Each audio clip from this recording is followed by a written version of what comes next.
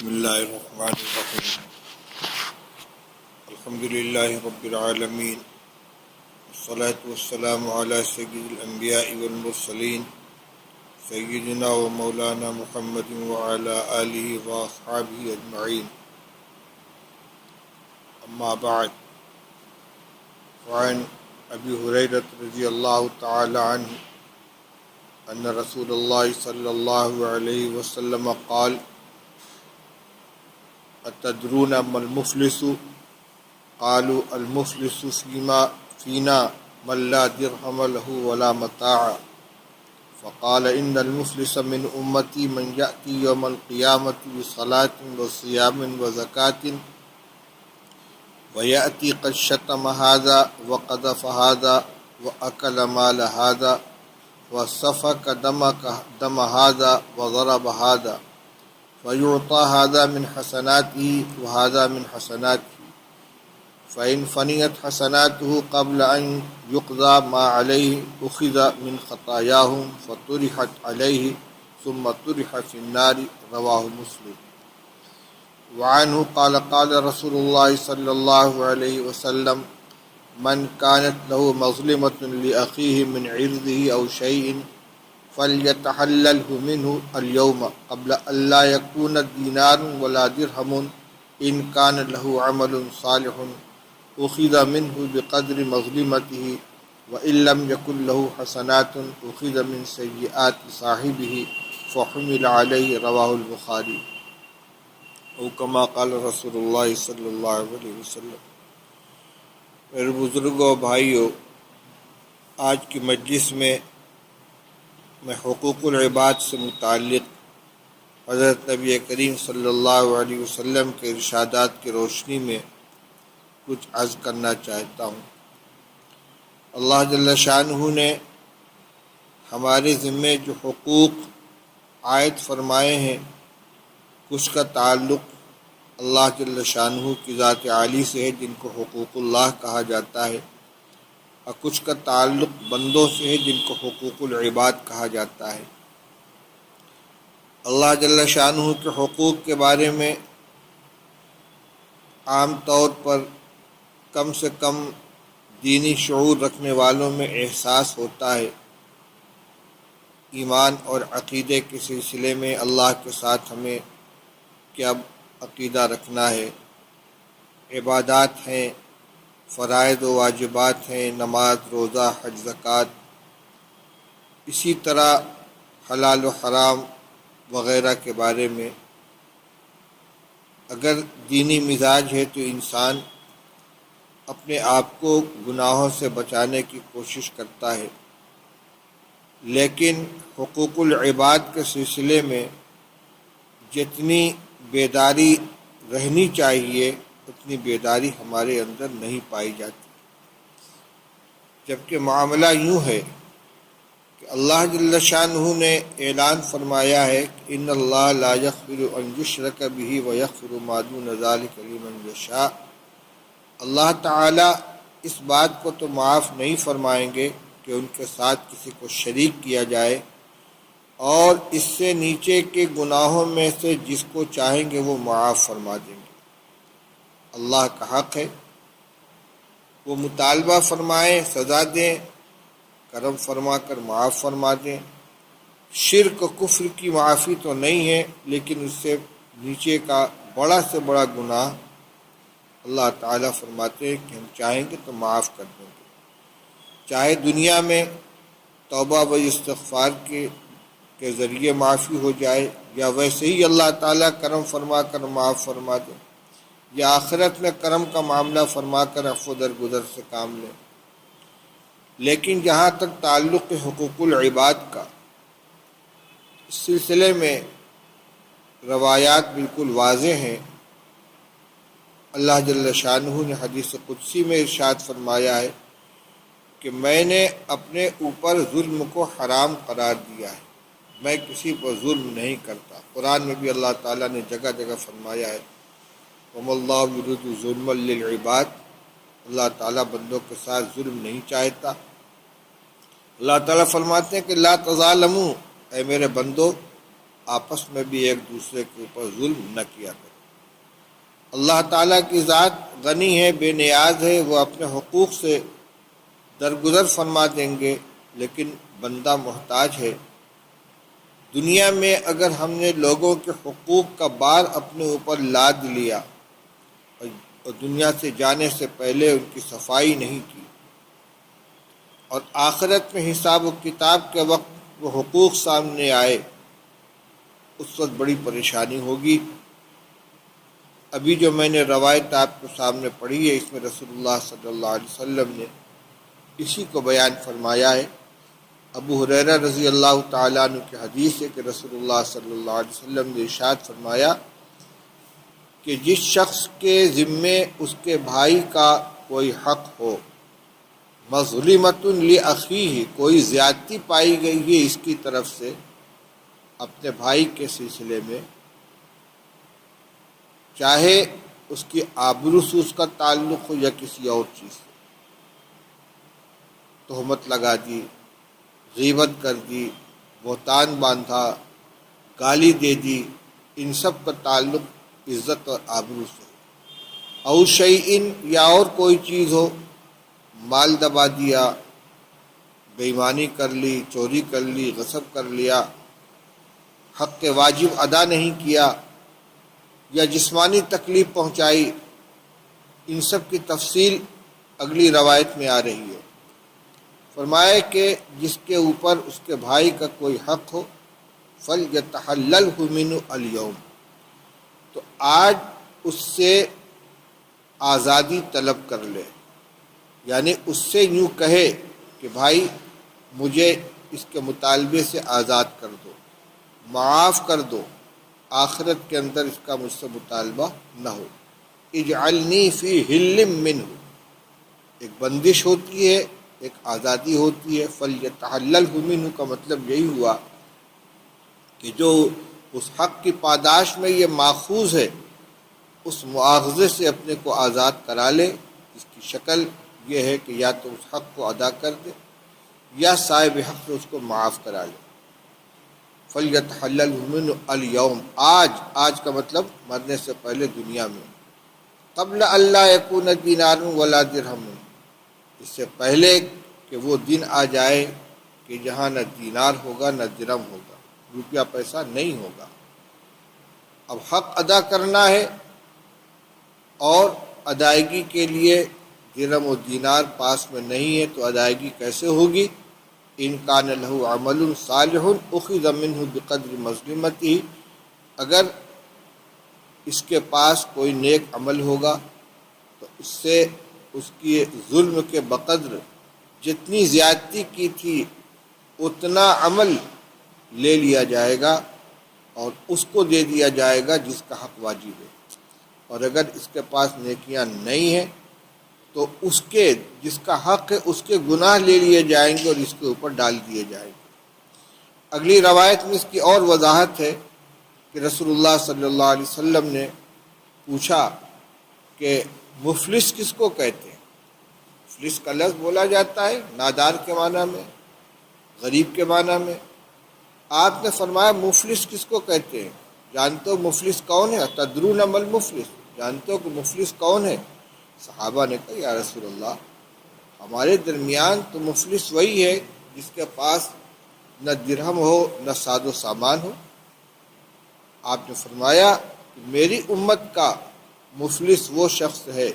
کہ جو قیامت کے دن آئے گا نماز، روزہ، زکوٰۃ لے کر،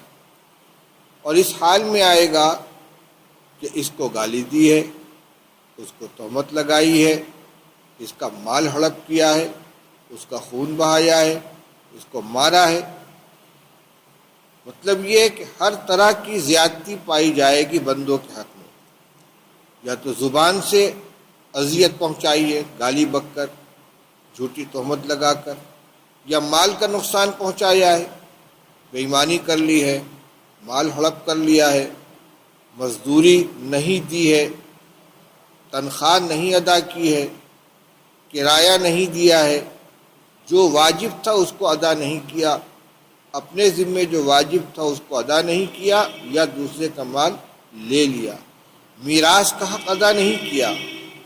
مورث کا انتقال ہوا، جس کا حصہ بنتا تھا،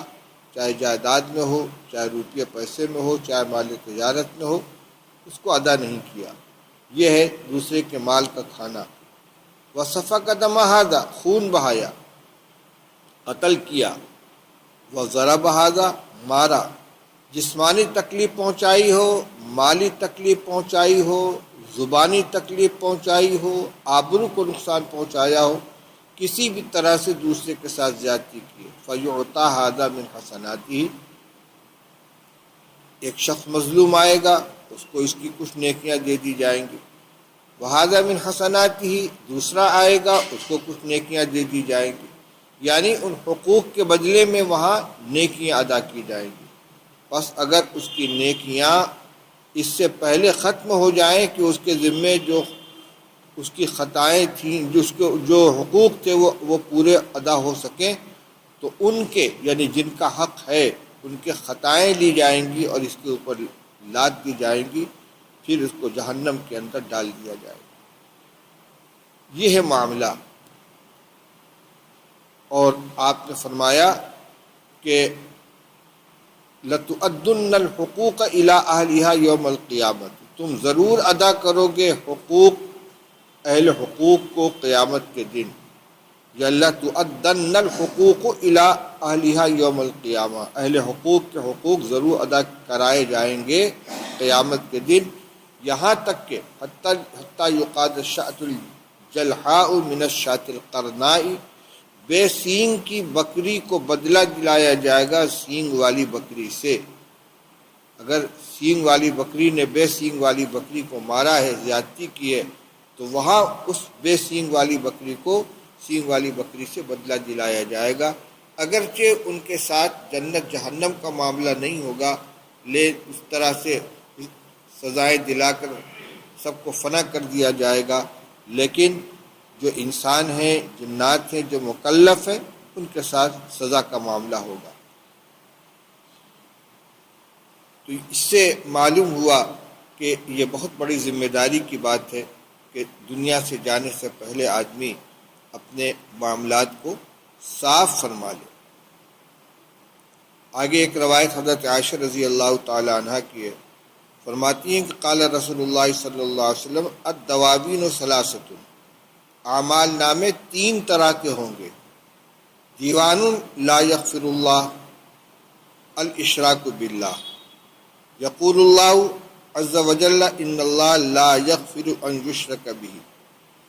ایک نامہ اعمال وہ ہوگا جس کا تعلق، ایک نامہ اعمال وہ ہوگا جس کو اللہ تعالیٰ بخشیں گے نہیں، وہ ہے اللہ کے ساتھ کسی کو شریک کرنا۔ اللہ تعالیٰ فرماتے ہیں کہ اللہ تعالیٰ اس بات کو معاف نہیں کریں گے کہ ان کے ساتھ شریک کیا جائے۔ وَدِیوَانٌ لَا يَتْرُكُهُ اللَّهُ، اور ایک نامہ اعمال وہ ہوگا جس کو اللہ تعالیٰ چھوڑیں گے نہیں، یعنی اس کا مطالبہ ضرور ہوگا، اس کا حساب ضرور ہوگا۔ ظلم العباد فیما بینہم، وہ ہے بندوں کا آپس میں ایک دوسرے کے ساتھ ظلم و زیادتی کا معاملہ، حتیٰ یقتص بعضهم من بعض، یہاں تک کہ ایک دوسرے سے اپنا حق وصول کر لے۔ وَدِیوَانٌ لَا يَعْبَأُ اللَّهُ بِهِ، اور ایک نامہ اعمال وہ ہوگا جس کی اللہ تعالیٰ پرواہ نہیں کریں گے۔ ظلم العباد فیما بینہم و بین اللہ، فذاک ان الی اللہ ان شاء عذبہ و ان شاء تجاوز عنہ، وہ ہے بندوں کا معاملہ اللہ تعالیٰ کے ساتھ، یعنی بندوں نے اللہ تعالیٰ کے احکام کی جو خلاف ورزی کی ہوگی، اس کے حقوق کو جو پامال کیا ہوگا، فرما اس کا معاملہ اللہ کے حوالے ہوگا۔ اللہ تعالیٰ چاہیں گے تو اس کو عذاب دیں گے، اور اگر چاہیں گے تو درگزر کر دیں گے، شرک کے علاوہ۔ معلوم ہوا کہ کسی انسان کے ساتھ اگر کسی طرح کی زیادتی ہو گئی ہے، جسمانی تکلیف پہنچائی ہے، زبانی تکلیف پہنچائی ہے، گالی دی ہے، الزام لگا دیا ہے، مال ہڑپ کر دیا، نقصان کر دیا ہے، تو یہ بہت بڑی ذمہ داری ہے کہ مرنے سے پہلے اس کا حساب و کتاب کر لے، کہیں ایسا نہ ہو کہ محشر کے میدان میں اپنا کیا دھرا سب دوسرے کے نام اعمال کے اندر چلا جائے اور آدمی حسرت میں ہاتھ ملتا رہ جائے۔ یہ تو نقصان ہوگا آخرت کے اندر، اور دنیا میں اگر کسی کے ساتھ ظلم کیا ہے اور مظلوم کے دل سے آہ نکل گئی یا اس نے بد دعا کر دی، یہ بھی انتہائی خطرناک ہے۔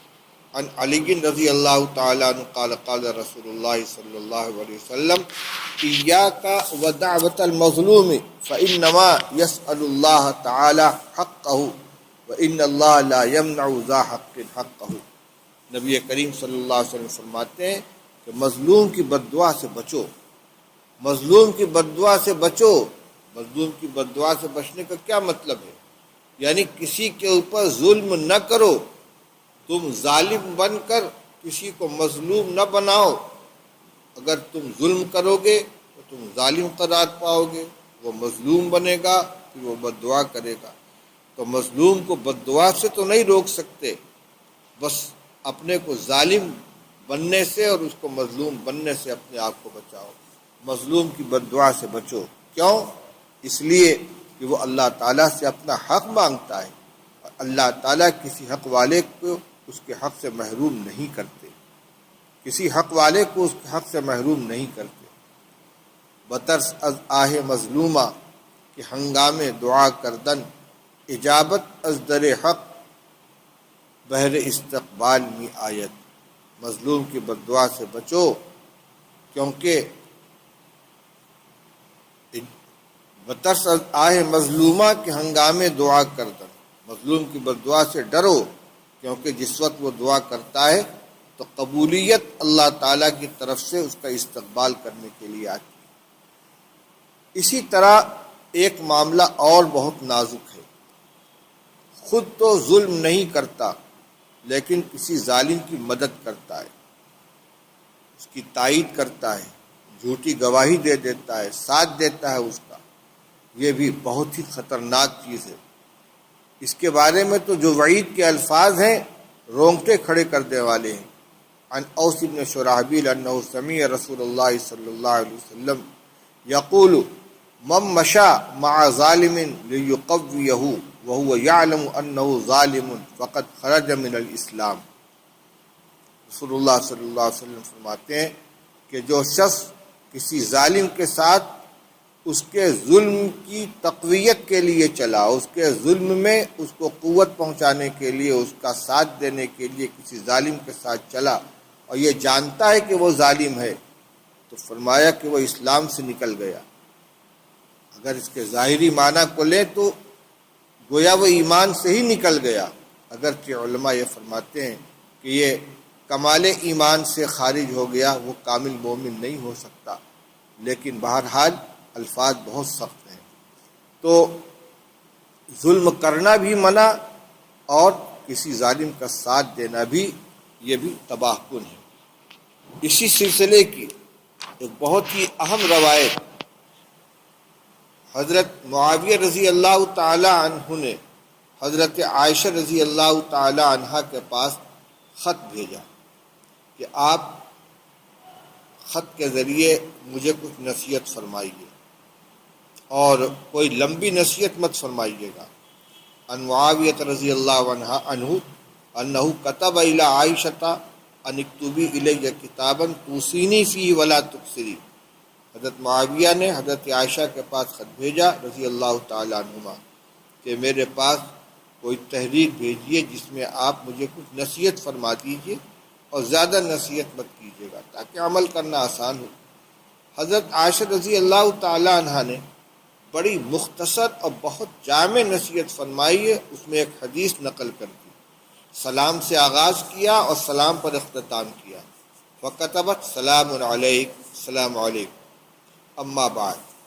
فإني سمعت رسول اللہ صلی اللہ علیہ وسلم یقول من التمس رضا اللہ بسخط الناس کفاہ اللہ مؤنة الناس ومن التمس رضا الناس بسخط اللہ وکلہ اللہ الی الناس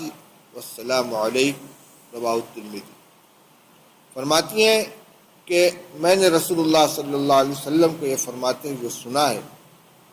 کہ جو شخص اللہ کی رضا کا متلاشی ہوتا ہے لوگوں کی ناراضگی کے ساتھ۔ لوگ ناراض ہو جائیں، خفا ہو جائیں، لیکن اللہ ناراض نہ ہو، وہ راضی رہے۔ جو شخص اس کی کوشش کرتا ہے تو کفاہ اللہ مؤنۃ الناس، اللہ تعالی لوگوں کے شر سے اس کو بچاتے ہیں۔ لوگ اس کا کوئی کچھ نہیں بگاڑ سکتے، جن سے وہ ڈر رہا تھا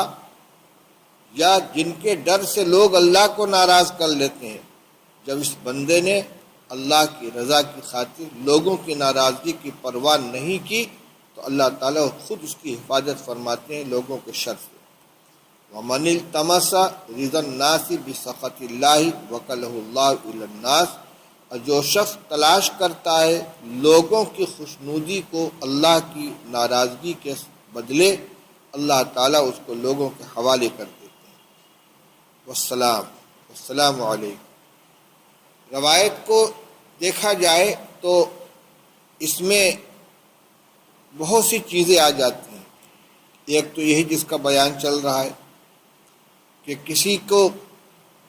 جانتے ہوئے کہ یہ ظالم ہے، یہ غلط راستے پر ہے، اس لیے اس کا ساتھ دے رہا ہے کہ یہ ناراض نہ ہو جائے، تو ظالم کا ساتھ دے رہا ہے، ظالم کی تائید کر رہا ہے تاکہ وہ خوش رہے، ناراض نہ ہو، بھلے اللہ تعالیٰ ناراض ہو جائے تو ایسے شخص کو اللہ تعالیٰ بندوں کے حوالے کر دیتے، تو جانے تیرا کام جانے۔ اللہ کی حفاظت کے ساتھ اس کے ساتھ نہیں رہتی۔ اور جو یہ دیکھے کہ اللہ ناراض نہ ہو، چاہے لوگ ناراض ہو جائیں، ظالم ناراض ہو جائے، تو اس ظالم کے ظلم سے اللہ تعالیٰ اس کی حفاظت فرمائے۔ اسی طرح اس روایت کے الفاظ کو دیکھا جائے تو بہت سے غلط کام جو معاشرے کے اندر لوگ اس وجہ سے کرتے ہیں کہ خاندان والے، برادری والے، رشتہ دار ناراض ہو جائیں گے، رسم و رواج ہے، غلط قسم کی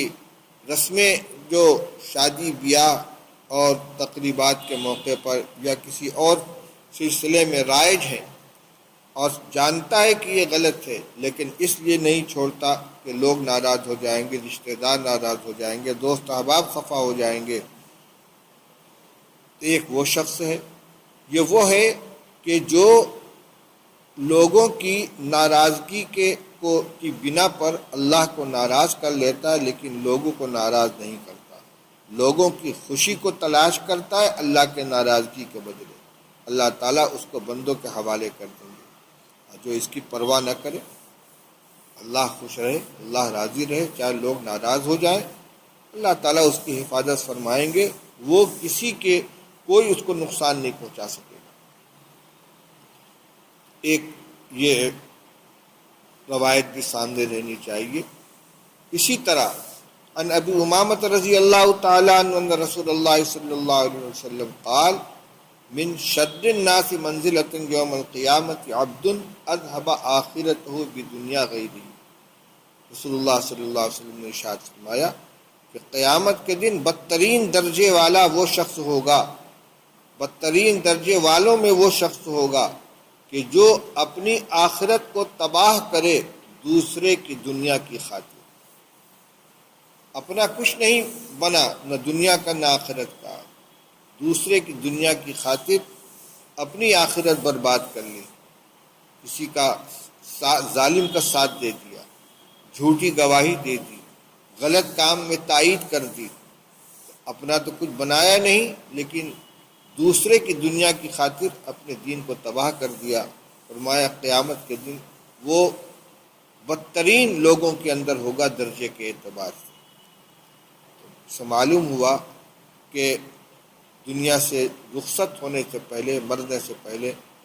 تمام لوگوں کے ساتھ اپنے معاملات کو صاف کر لینا چاہیے۔ مالی معاملہ ہو تو مال کو ادا کر دیا جائے، کوئی زیادتی ہو گئی تو معاف کرا لیا جائے، لیکن کبھی کبھی ایسا ہوتا ہے کہ آدمی حق ادا کرنا چاہتا ہے لیکن صاحب حق سے ملاقات نہیں ہو، کسی کا پیسہ باقی رہ گیا، اب وہ غائب ہو گیا، پتہ نہیں کہاں ہے، تلاش کرنے کے باوجود نہیں ملتا، یا کسی کے ساتھ کوئی زیادتی ہو گئی، اب وہ چلا گیا یا اس کا انتقال ہو گیا، ایسی صورت میں کیا کریں؟ اللہ کے رسول صلی اللہ تعالیٰ علیہ وسلم نے اس سلسلے میں ایک تو دعا فرمائی ہے اور ایک ہدایت دی۔ دعا یہ فرمائی کہ اللہ میں انسان ہوں، اگر میں نے کسی کو مارا ہو، کسی کو کوڑا لگایا ہو، کسی کے ساتھ زیادتی کی ہو، تو میرے اس عمل کو اس بندے کے حق میں نماز بنا دے، زکوٰۃ بنا دے،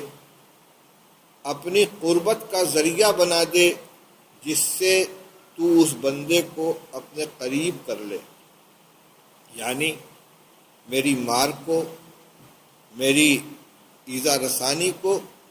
اس کے نامہ اعمال میں نیکی کی شکل میں درج فرما دے۔ اس سے یہ ہوگا کہ قیامت کے دن جب وہ یہ بندہ دیکھے گا کہ اس نے میرا جتنا نقصان کیا تھا یا مجھے جتنی تکلیف پہنچائی تھی، اس سے زیادہ اس نے میرے نامہ اعمال میں نیکیاں جمع کرا دی ہیں، میرے لیے دعائیں کی۔ انشاءاللہ اللہ کی رحمت سے امید ہے کہ وہ اپنے مطالبے سے باز آ جائے گا۔ اسی طرح رسول اللہ صلی اللہ علیہ وسلم نے یہ ہدایت دی ہے کہ جس شخص کے ساتھ زیادتی ہو گئی ہے اس کے لیے استغفار کرو۔ اے اللہ، اگر میں نے کسی کو ستایا ہو، کسی کا میرے ذمے حق رہ گیا ہو، میں ادا نہ کر سکا ہوں، اے اللہ تو اس کی مغفرت فرما دے، تو اس سے راضی ہو جا، اس کو اعلیٰ مقام عطا فرما، اس کو اپنا قرب عطا فرما۔ اگر کچھ ہو سکے تو اس کے لیے صدقہ خیرات کرے، ایصال ثواب کرتا رہے۔ اس کا مقصد بھی یہی ہے کہ ہم کوشش کے باوجود اگر اس کا حق ادا نہیں کر سکتے تو قیامت کے دن ہماری ٹوٹی پھوٹی نیکیاں لے کر اس کو دے دی جائیں، اس سے پہلے ہم دنیا میں رہتے ہوئے دعاؤں کے ذریعے، اعمال کے ذریعے، صدقات خیرات کے ذریعے اس کے نامہ اعمال میں نیکیاں جمع کرانے کی کوشش کریں، تاکہ قیامت کے دن وہ راضی ہو جائے اور اپنے حق کا مطالبہ نہ کرے۔ ہمیں یہ بھی کرنا چاہیے، لیکن پہلا کام یہی ہے کہ جن حقوق کے بارے میں ہمیں معلوم ہو، اگر مالی حق ہے تو اس کو ادا کریں۔ خاص طور سے مزدوروں کی مزدوری، اجرت، صاحب حق کا کسی سے کوئی کام کرایا تو اس کا بدلہ، میراث کے اندر جو حصہ ہے، ان کو ادا کرنا چاہیے، اپنے ذمے لے کر دنیا سے نہیں جانا چاہیے۔ اور اگر کسی کے ساتھ کوئی زبان کے ذریعے ایذا رسانی کا واقعہ پیش آ گیا ہو، جسمانی کوئی تکلیف پہنچا دی ہو، تو اس کو بھی اس کی معافی تلافی کر لیں، معاف کرا لیں اور اس کو بندے کو دنیا ہی کے اندر راضی کر لیں۔ حقوق العباد کی فکر رہنی چاہیے۔ اللہ تعالی ہم سب کو اس کی توفیق عطا فرمائے۔ وآخر دعوانا ان الحمد للہ رب العالمین۔